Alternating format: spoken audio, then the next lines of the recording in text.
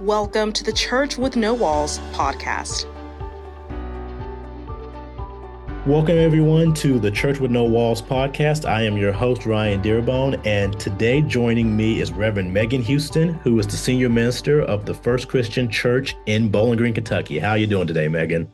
Hey, doing good.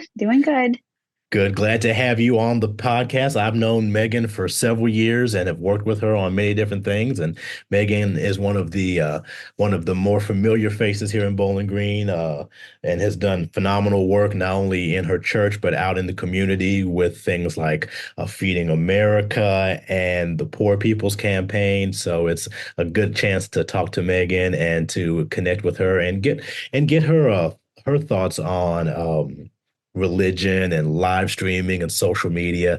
So, Megan, first of all, just talk a little bit about pre-pandemic, before the pandemic hit. What did social media, live streaming, what did that look like in your church? What part of the church was that, if that was part of the church? Yeah, well, thanks for having me on, Ryan. I'm honored that you would invite me to participate. Before the pandemic, I think we did see our website as what I would call like a stained glass window into the church. That this was sort of the new way that people were stopping to check in on what we were doing before they came in person. So when I first got here, I've been here, I think about 11 years. For my first year and a half, I was the associate minister here, and we did a total rebranding and rebuild of our website. And so a lot of that was just sort of thinking about that people typically will see you online before they see you in person. We have some social media presence here, but we're not on all the different social media, on the different social media options. But yeah, I would say we were not live streaming. I think the first time we ever did a live stream, I had a church member who had cancer, and I went and brought her communion on Christmas Eve. And it was just like a really sacred moment. And I asked the person running the soundboard to, like, we found a tripod and set up my phone and did Facebook Live through my cell phone on Christmas Eve in probably 2018 or 2019. And I remember saying from the pulpit, like I mentioned, I just brought communion to them and that they were watching online, but that was not a common thing. That wasn't something we offered every week. We recorded my sermons and we put a link to them. I think we had both the transcript and a link to listen to the sermon. But certainly we did not have a full online worship experience. And so you mentioned, well, I'll go back and ask two questions based off what you said. So you mentioned, first of all, that you're not on all the platforms, social media platforms. How do you determine which platforms are best for you to be on? Because there's so many different ones. How do you determine, okay, this is a platform that we want to be on, and here's why we want to be on it? Well, in some ways, Ryan, I'm the wrong person to interview about this because I've sort of I know a little bit of it from a high level, but I do not know the details. Our church is very blessed to have an office manager who we say runs this place. She has a communications degree from Murray State. And we actually, before she was here, she was at the newspaper. And so I've really looked to her as an expert in communications, and she's helped us balance out. So our church has I would say about 400 participating members. We are a solid, if you know the program size church, if you know that label, that's kind of where we stand. And I think that's a huge factor into what you can do. And specifically, what we always keep in mind is not just what can we do, but what can we do well. And so there have been times where we have been on certain social media platforms, but if we don't have someone that can really spend the time and energy to keep that information up to date, it can actually do more harm than good. And so I think that what we're on currently is Instagram and Facebook. We might have a Twitter handle. I'm what they call a geriatric millennial. So people think I understand technology, but I do not. So I think it's called a Twitter handle. And now I think it's not even called Twitter anymore. It's like X or something. Yeah, it's I don't X. know. So we may have Twitter, but I don't think it's active. But we have Instagram and we have Facebook, and we have a lot of traffic through those two things. Nice. And so you had mentioned that you initially did communion with a member back in 2018. Did you ever think that one thing would now be basically what you do every single week? And like you said, you have an office associate who that is part of her job to actually make sure that there is a social media live stream piece of your church and of your worship. Oh my gosh. No, I was like when my tech volunteer, who's great, you probably know Derek, he works at Western and does tech there. When he was telling me, hey, like, what do you think? We need to incorporate a video. We need to live stream worship. And I was like, absolutely not.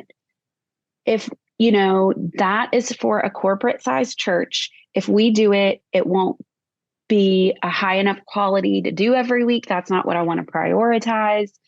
Like I was not like, he was talking to me about it before the pandemic, but I was not very open to the conversation. And then there it was.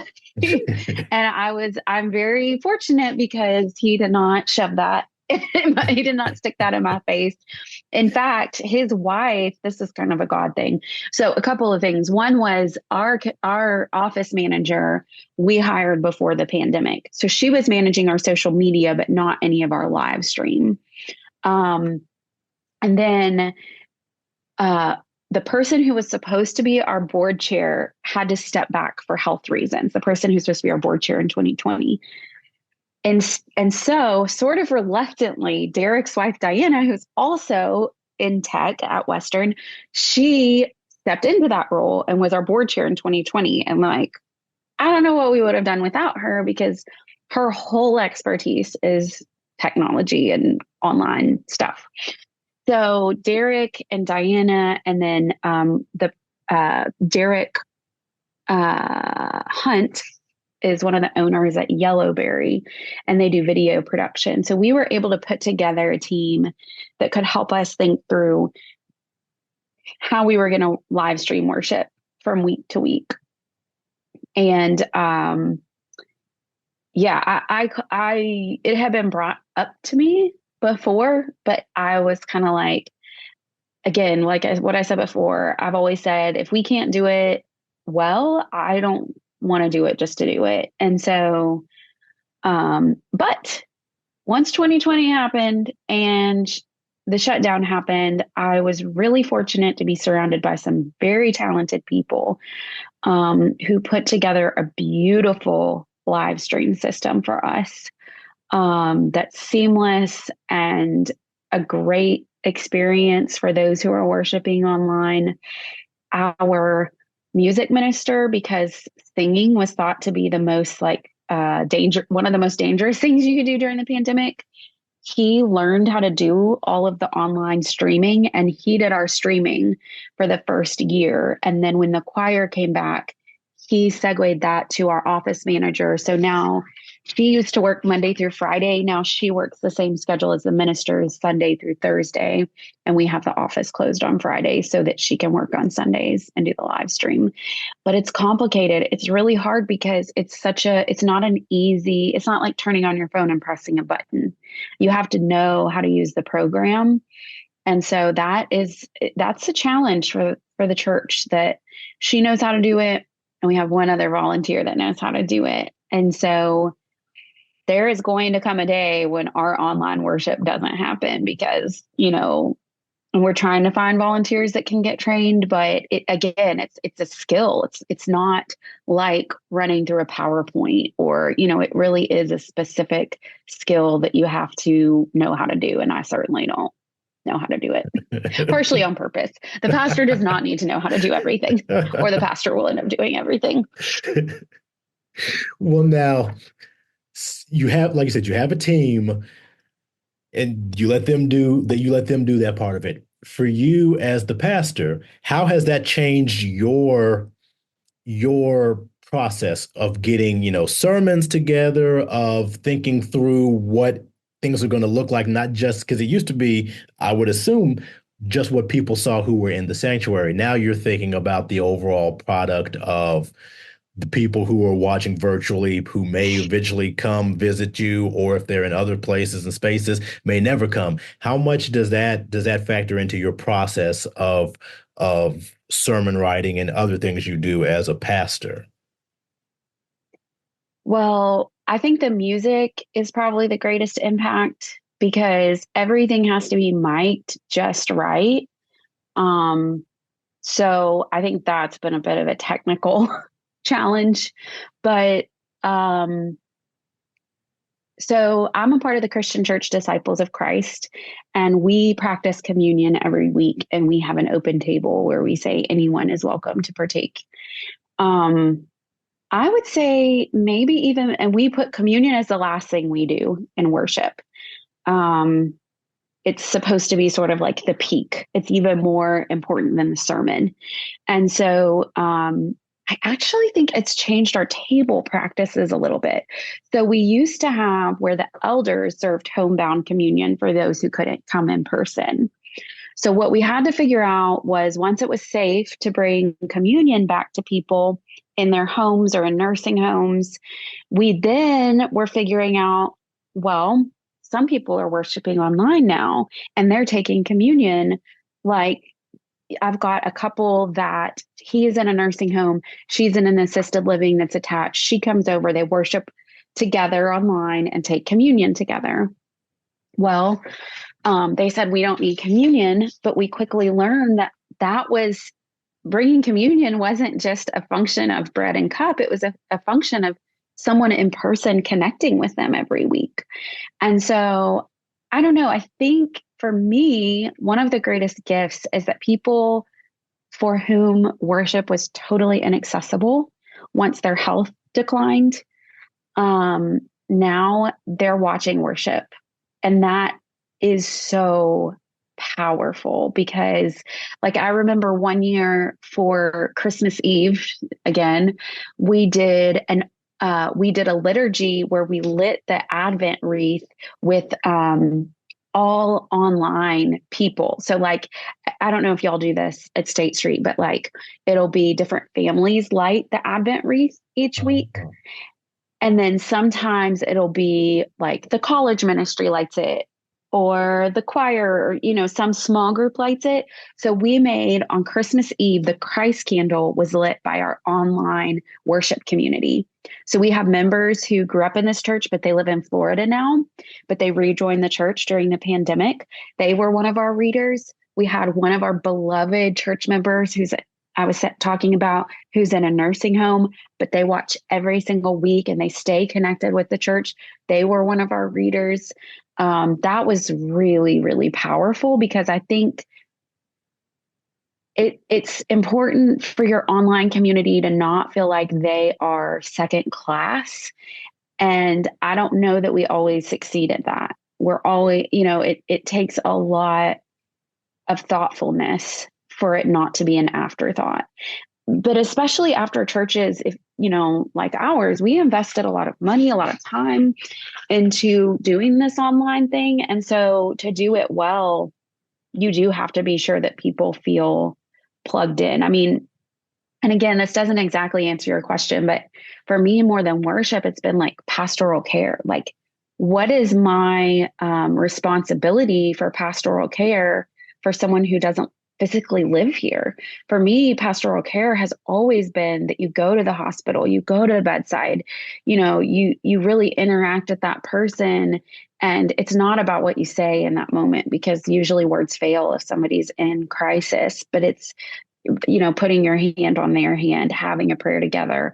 And now having people that live in another state, when a hurricane went through Florida, I'm like, oh, I have church members there, Yeah, yeah. So that's been something that we've had to think through.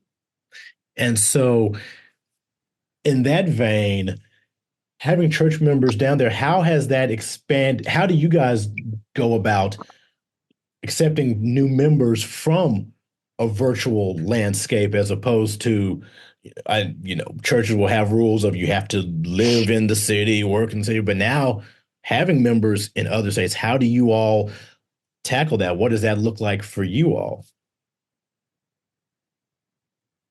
I mean, it's not super common. That's not like, that's the exception more than it is the rule. And I sent you this study that's about online worship. And I think that in the church, we sometimes overstate what our online participation is. You know what I mean? Like, we're like, oh, they're not here this week. They're all just watching online. And I don't know that that's true. Yeah. We have very few people that are joining that way. It's more likely that maybe somebody, and honestly, I tell people you need to be plugged in where you're at, because there's no substitute for that incarnational, like our God is incarnational in the flesh. There's no substitute for that in the flesh, someone being able to give you a hug or come over and pack up your house. Like, there are just certain things that we can't do for somebody long distance. However, usually it's someone who has been here in person before. Like in this case, it's someone who grew up in the church. We've got probably 2 or 3 couples that either grew up here and moved away, or maybe we are an open and affirming congregation. So we welcome LGBTQ folks into our church. And sometimes people move away and they can't find a church that welcomes them. And so they stay connected through us online. So as far as membership goes, the rules are pretty much the same. They usually people are baptized before they become members.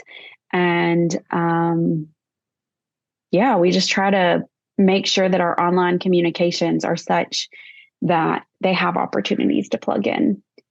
And, another important thing is, again, I think that people who are online, I think right now, if my numbers are right, the last I looked, about 20% of our participation is online. And that is giving and attendance. But just because someone is primarily worshiping online, they are probably here in this building for something. They may be worshiping online, but coming to a weekly small group. They may be worshiping online 3 weeks out of the month, but they come in person 1 week of the month. We have a free community grocery store. We've had several people that were really having a hard time coming in person after COVID because of health conditions. They would come volunteer twice a week in the grocery store, but they took years before they came back to in-person worship. And still, they may come periodically in person, but primarily they're worshiping online. But they do have that, I don't know what a good word would be, some link, like a touchstone, like a connection to in-person as well. It's funny you mentioned that as you were talking, because I'm the media minister for my church, and so I've noticed sometimes that I'll see a certain member in the building for church service, but then I'll also look on Facebook and I'll see them online too. So they are in the sanctuary and they're watching it on their phone, but they're also in physical proximity of the service as well, which can tend to skew a number as well. Absolutely. So this study by Ryan Burge that I was looking at, that the Pew Research Center put out, he said, I'm trying to look for the exact quote, but he said that basically the virtual attendance is primarily benefiting people who are really enthusiastic about the church already. Yeah. I mentioned this to somebody talking about coming do this podcast interview. And she said, oh yeah, one of my church members, she said, oh yeah, like a lot of times I'll come to church on a Sunday morning and I'm not like taking notes or something, but I'll go back and I'll think of something that someone said that I want to go back to, and I'll go back and watch it and try to remember exactly what was said. So I think that's kind of interesting. And, I think, I'm not saying online isn't important. I think it's very important. I think it's more important than I even anticipated it would be, but probably not for the reasons that we thought when we were first onboarding, if that makes sense. Like, I think there was this idea that like, we're going to go online and it's going to take the place of in person. And I don't think that's it. I think it's always going to be like a bolster to what we're doing in person, that they're going to go hand in hand. Now, do you think that there is, and it, like you said, it will grow and people will start finding virtual more, that there will be some level of dependence on virtual that is in some ways healthy, because it allows us to stay connected to our church and maybe look at other churches and venture out, but then in some ways unhealthy, because it maybe pulls us away from that in-person experience, or it gives us a different sense of what church actually is by, what you get and see and feel by being in the building and around other people worshiping at the same time. Absolutely. I think we are 100% dependent on virtual worship. And I don't think that's a bad thing. I mean, it is so good that people are going on vacation and worshiping, it is so good that someone who gets a diagnosis and they are, have a autoimmune kind of a thing going on, that they can still connect to their community. And I think that is good and important, as long as it is not a replacement. It's a supplement to, and again, it doesn't have to be that worship is even your in-person experience with church. We have a college ministry where we feed college students once a week. You might come eat a meal with your college friends and you're up late studying, and we've got a couple that met us that way. They didn't even live stream it. They watched it later in the week. But I think you have to have that touchstone, that connection to the church. There is something that this Ryan Burge person who I heard speak last week said that I think is especially significant. And I was looking for this study and I found a different one. The survey said something like it was measuring people's stress level and church attendance. People who come in person to worship report lower levels of stress than those who do not. People who come online to worship do not report lower levels of stress to the same degree. Wow. So I don't have that report in front of me. I just wrote down, go look that up, and I can't find it. Yeah. But I totally believe that is true, that there is something about that incarnational experience that makes a difference. But again, if you went, let's say you went the first week of the month and then you worship online the last 3 weeks of the month, it probably still has that effect, because you're like looking on the screen, you're like, oh, I see, buddy, I gave him a hug last week. Or, so I think as long as you have some tether, I guess that's the word I'm looking for, as long as you have some tether to that in-person incarnational faith, it works. But I think we live in a consumeristic culture. And if you are viewing worship like you are live streaming, like you are binging Netflix or something, right? Yeah. Like if you're just consuming it, you're church surfing, like there's nothing wrong. It's great to go look in the window, see what people are preaching about. That's great. But if it's just kind of consuming it, that's not a transformative experience. And, I said, we're a table church. We're a table church on Sunday mornings, but we're also a table church throughout the week when we're giving away free food to people in our community. I can't do that online. Right. I can't do that without interacting with people. And so, I mean, I suppose I could order some groceries, but like, I can't feed you a meal online. You can't smell the bread baking. You can't feed your belly. So I just think there are so many parts of what we do as church that we are called to love God and love people. And I just think you reach a limit. It's good to be able to connect with people online when you can't connect in person, but sometimes you need that hug, or you need that warm meal, or you need, like you're moving and you need somebody to help you move boxes. There are so many incarnational parts of our faith that are our lived theology, what we call like our practical theology, that you just can't do it online. And again, I think the other thing about that, sorry, I'm on a soapbox here, but the consumeristic thing is like, you know, it's one way. And I know preaching can sometimes feel like it's one way, but almost every week when I come into the office, somebody comes in and they're like, hey, you said this, and they have a comment about it. So even though it might be one way during that hour-long worship service, I'm seeing that person and I'm in conversation with people. And usually there's a little bit of back and forth on that. If you're only online and you never get to engage either through your service or through conversation, it just, I don't know. I don't think that's not it. It's better than nothing, but it's not the abundant life that Christ calls us to live together. And so for you,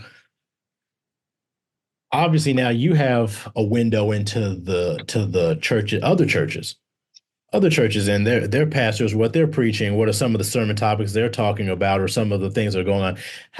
Do you watch other services? Do you kind of glean, hey, they're talking about this. This is maybe something I want to share with my congregation, or how does that work now that because, it used to be that what you preach, and unless you're talking to another pastor or you hear from them, hey, this is what I talked about. Now you can go in and see what other churches are doing and maybe find things that can, you can benefit from, that you can spread to other churches or other pastors. How does that work for you? I love creeping on my minister friends. It's very fun because most of my best friends are pastors who live all across the country. So it's very fun to go back and be like, oh, how did you do this? Or what did you do with this? If they're using the lectionary. I do a lot of sermon series, and I've done several with colleagues who are in different churches all across the country. So it's to me, it's just really, I'm a church nerd. I love listening in on other people's sermons. Or like if I get stuck in the sermon writing process, I always find it like fuels my creative energy to go listen to other people. But yes, it's a huge resource. I love it. I love it. And now, and I've seen this. I'm sure we've all seen this. Some churches, sometimes a pastor will get up and say something that might be a little provocative, it might be something that normally would only be in the four walls of the people who are in there, and it doesn't go past that building or whatever, or it's speculatory when people get out and they say, well, I heard pastor say this, somebody said that, but there is no like recording of it. Now there is that recording. Now it's live and in real time, or if they don't catch it the first time, it could be, you could go back and watch it on YouTube or Facebook or whatever. How does that play into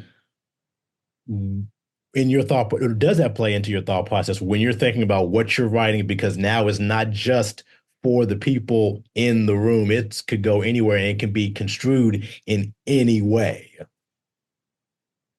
Yeah, I mean, I guess I struggle with that sometimes more in times of conflict in the church, because I'm not saying anything bad about my church. If you're in a church, you have conflict, whether you want to admit it or not. It's just part of life together. If you're doing anything that matters, you're probably going to rub against some conflict at some point or another.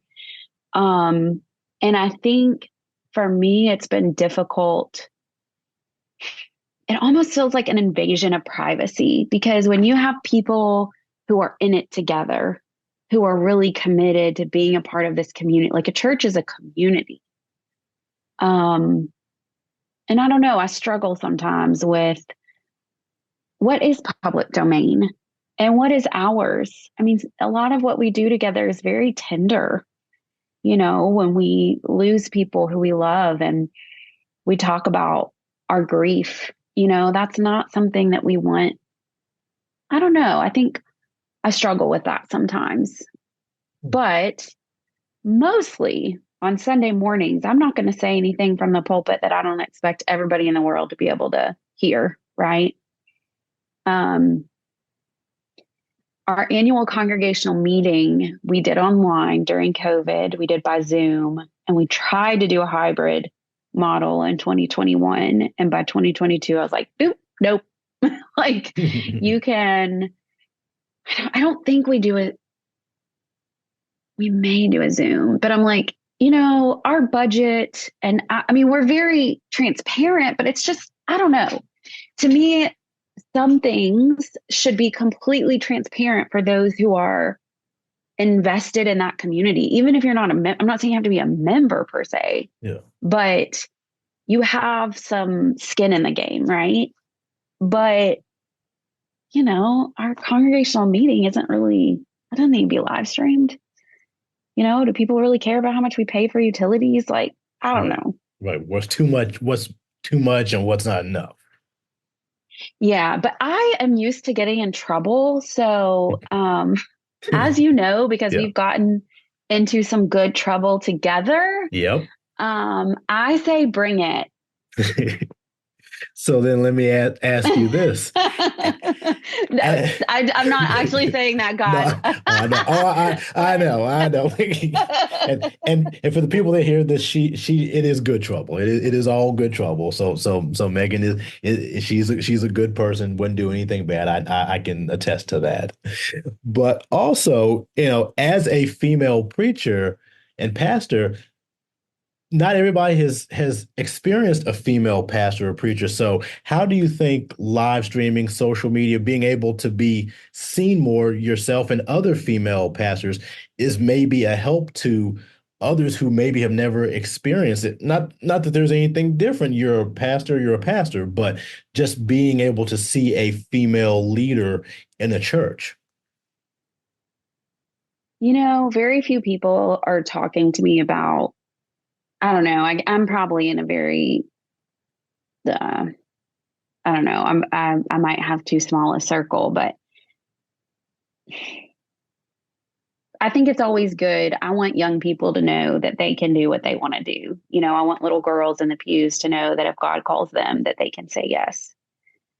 And having a wider audience for that is good. But I think for us, more than me being a female, is us becoming open and affirming. And we had Pride worship last month, and I will say that has been harder as far as it's been harder and more important, because some people in the LGBTQ community have had so much trauma coming from the church. You can cut this out if you don't want to talk about this. No, go for it. Absolutely. But I have had people who came for a tour of the church and were physically shaking because they had their body reacted to being in a church building. And furthermore, that's not just LGBTQ. I have people who have experienced physical abuse in a church before who could not come in person, and have slowly, some are starting to come through the doors. But there's a lot of reasons why people have left the church or don't feel safe in a church.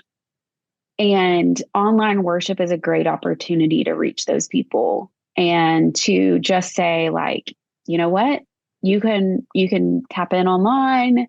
You can see for yourself if we are who we say we are. before you come in person. So that's been really important. But as far as being a female pastor, I think, you know, I always say there's just like more good. It's been more of a net positive in my experience. I know I will not be everyone's cup of tea, and I'm okay with that. I'm not there for the people that disagree with my calling. I'm there for the people who need to see a woman in the pulpit. And my call is between me and God and my community that called me. So mostly it's really amazing for people to get to be the person if someone hasn't seen women in leadership before. I don't know if I answered that. That you did. Well, but No, you did. And so some older school preachers, pastors, church members will say that by going online, by doing social media, live streaming, so on and so forth, it takes away from what from actual church, from religion. But then I've talked to people who said that, while the Bible doesn't directly say, go forth and live stream, go forth and tweet your services, because obviously that wasn't there. It talks about kind of like the point of this whole podcast, being a church with no walls. It takes the church outside of those walls. So how would you explain it to somebody who is of that older mindset that says, well, you're secularizing church by putting it on these secular means to get an audience or to get people invested in you? So I was at a conference last week and I heard someone say what I have been saying for years, but this person was a lot smarter than me and has a lot more evidence. So it made me feel really good. They said that the internet is the new, I've been saying this for years, it's the new printing press. When the printing press came about, Bibles became more widely available, and that was part of the Protestant Reformation. So the internet and technology and live streaming and social media, well, I think you have to differentiate between social media and online presence, because I have very big opinions about social media and most of them are not good. But I think as far as being able to access church through online, to be able to worship online, I don't think it's helpful to evaluate, is the internet good or bad? It's like, is the printing press good or bad? It's a tool. It's just a tool. If you print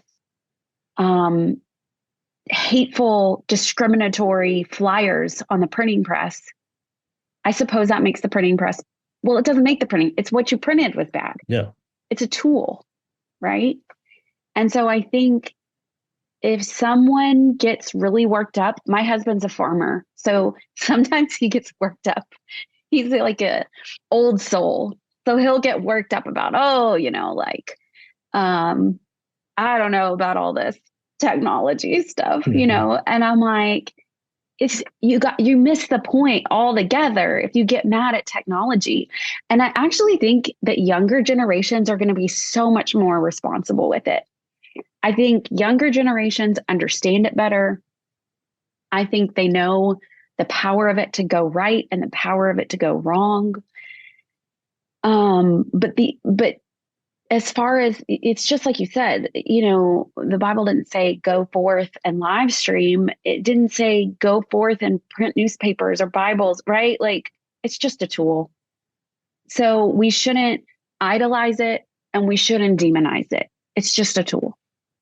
So now would you say the same for AI? Because that's something that is going to start coming into the church. And in some cases it's probably already there, but that's the next, from what I'm seeing and from what, is out there, that's the next evolution. AI, which is do what you will with it, is going to start being part of the church. Do you feel the same way about AI, or is AI something we need to be a little more cognizant because of what it can actually do?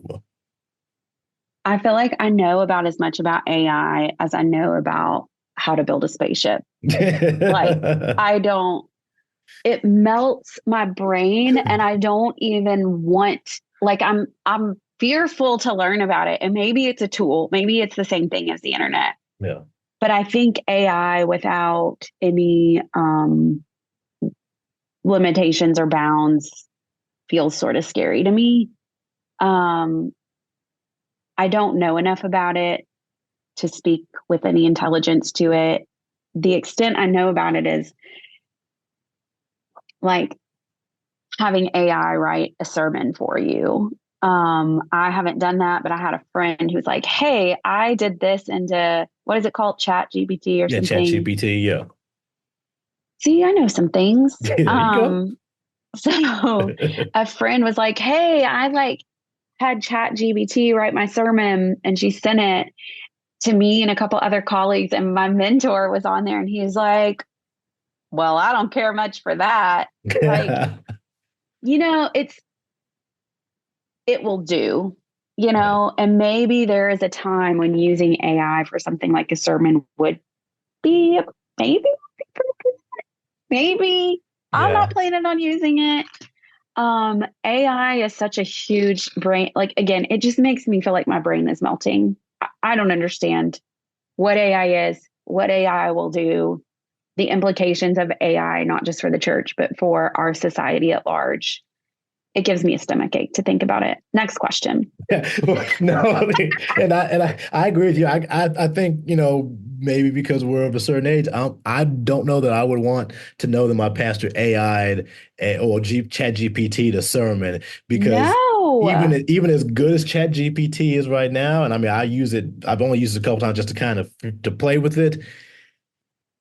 It misses a lot of things, or it doesn't have context in a lot of things. And as a Yes. pastor, you're called, you talk to God, you get your messages from God. So if you're getting it from Chat GPT rather than Oh God, my then gosh. I'm Oh, gonna have a question about, maybe I shouldn't be at your church, because I want absolutely. the word as it is. I don't want the word as what a computer program that you typed in. Of Give me a sermon course. about the Sermon on the Mount. I'm not there yet. I don't Oh, know that. Hopefully, I'll yeah, never be that's there. But yeah. And I think that brings up like a really important point, which is that people get confused that like technology has gotten so sophisticated that it can make us feel like we are interacting with another person when we're interacting with something that is meant to, like have us consume more of it. yeah. So, ugh, I don't even want to think about AI. Well, I'm sure maybe in a few years we'll do this interview again, and Yeah. when AI is probably deeper into the I weeds of the probably won't church. have a job.